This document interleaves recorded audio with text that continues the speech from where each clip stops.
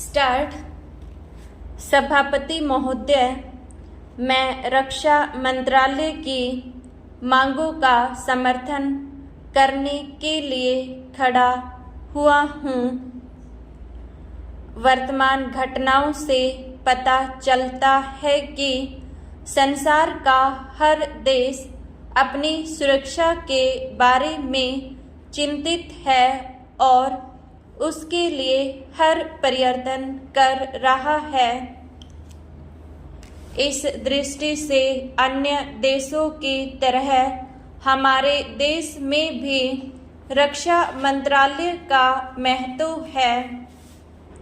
मुझे इस बात की खुशी है कि जहां अन्य मंत्रालयों की उनके पिछड़े साल के कामों के बारे में काफ़ी आलोचना हुई है, वहां इस मंत्रालय की कम आलोचना हुई है। इससे पता चलता है कि इस मंत्रालय ने पिछले साल अच्छा काम किया है। मोटे तौर पर किसी भी देश की सुरक्षा नीति का लक्ष्य यह होता है कि दूसरे देशों, खास तौर से पड़ोसी देशों के साथ मित्रता के संबंध स्थापित हों और हम एक दूसरे के मामले में हस्तक्षेप न करें, लेकिन उसके साथ यह भी जरूरी होता है कि हम अपने देश की सीमाओं और अखंडता की रक्षा करें।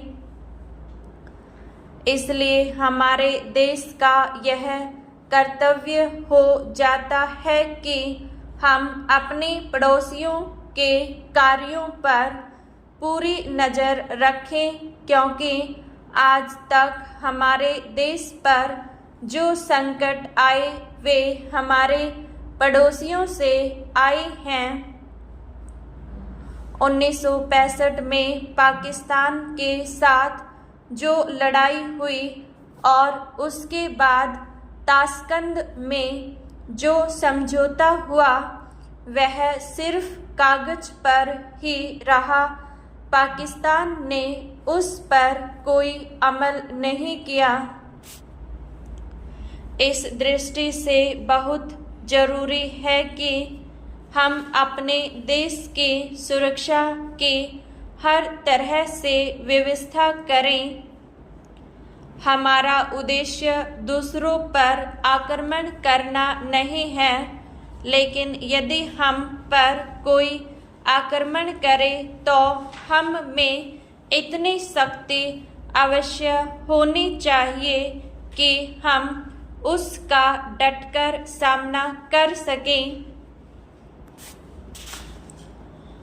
आप जानते हैं कि पिछले दिनों पाकिस्तान को अमेरिका और चीन से काफ़ी मदद मिली है। रक्षा मंत्रालय की रिपोर्ट में भी कहा गया है कि पिछले साल अमेरिका ने पाकिस्तान को 1500 करोड़ रुपए की फौजी सहायता दी है। आज जहां हम फौजी सम्मान के लिए अपने कारखानों की मदद से अपनी शक्ति बढ़ाने का प्रयत्न कर रहे हैं, वहां पाकिस्तान संसार के देशों से फौजी सामान खरीद रहा है। अपनी नीति के कारण वह सब देशों से लाभ उठा रहा है। मेरा सुझाव है कि हमको भी अपनी शक्ति बढ़ाने के लिए संसार के अन्य देशों से अधिक फौजी सामान खरीदना चाहिए। आज तिब्बत की सीमा पर चीन की 1.5 लाख फौज खड़ी है।